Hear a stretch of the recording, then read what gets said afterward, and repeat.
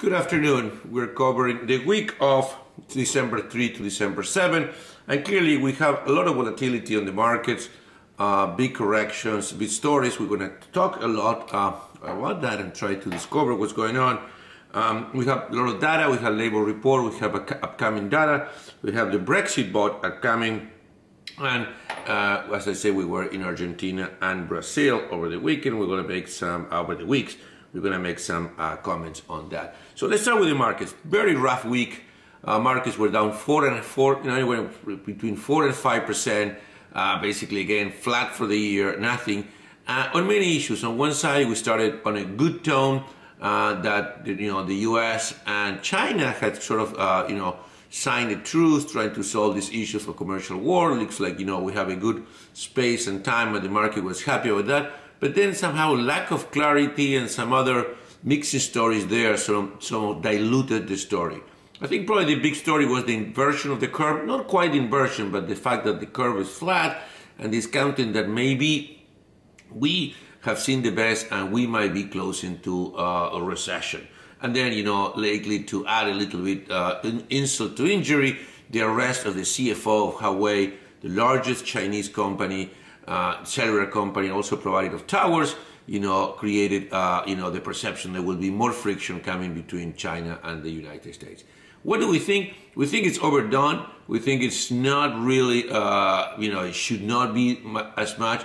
We think that there is 4 reasons for the market to stabilize and to get better from here. First, valuation. The market, yes, was expensive at the beginning of the year, but was doing well. We had very good earnings. And with this correction now, we are at 15 times earnings or less. So at the beginning of the year, we were at 18. So I think that market is cheap. Number 2, the Fed, yes, we have a little bit of not even an inversion, but a very flat yield curve. But also we have a Fed that has sent the message that it have acknowledged what's going on in the market and in the economy, and maybe it will be time for a pause. Maybe it will be time not to be so much in autopilot and looking far away to normalize rates, but more to look into the data numbers and be closer to see what's going on. That's issue number 2. Issue number 3, as I said earlier, this issue with China was being diffused. A lot of other things that were out there in the geopolitical front, like North Korea, NAFTA, all of that has been diffused, NATO as well. So there is less to worry about this type of surprises.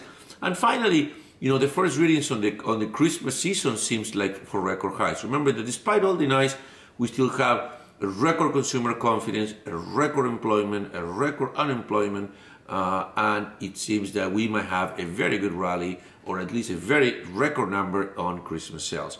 So, with these 4 elements, I think that this is overdone. A lot of people are talking about the algorithmic trading, the high-frequency traders. I don't know about that. It's tough to say, honestly. But again, I'm more inclined to buy or at least hold and stay there.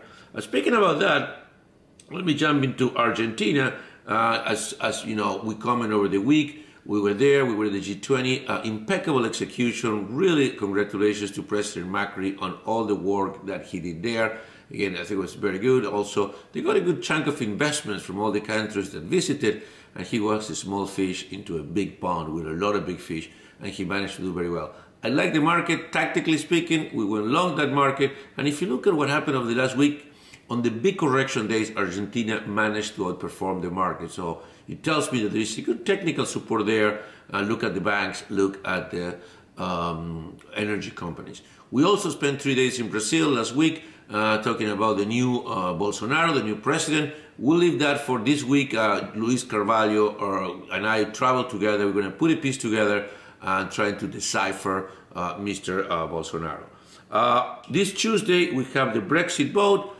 A lot of all kinds of opinions. Some people say it's going to happen. Some people say it's not going to happen. We'll see. So far, Theresa May has been able to deliver on what she promised. She got the deal. The deal's been approved by the European Union, and now it needs to be approved by the Parliament in England. So the vote is stated for Tuesday.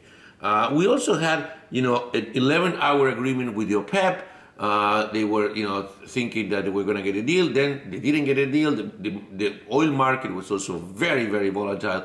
Finally, on the 11th hour on Friday, they agree on cutting 1.2 million barrels, and Russia added to the equation. So oil stabilized, rallied on Friday, and we think we have a deal that will stabilize prices for now. And also on Friday we have the labor report. It was 155, a little bit less than the 190,000 that was expected. Also the reviews numbers down, but also we have a record unemployment rate. So in a way, it was a relatively benign number. Again, we have a 296 on the 10-year. Again, markets that kind of flat or negative for the year. Again, we have lost that. And then this coming week we have on top of the Brexit vote, which I think is very important. On Tuesday we will have the inflation numbers, CPI, PPI. When no one expects any surprises, but remember, since the end of the recession, we've been always worried at this level of rates, at this level of employment and unemployment, why there is no inflation. So always look to see if there is surprise out there.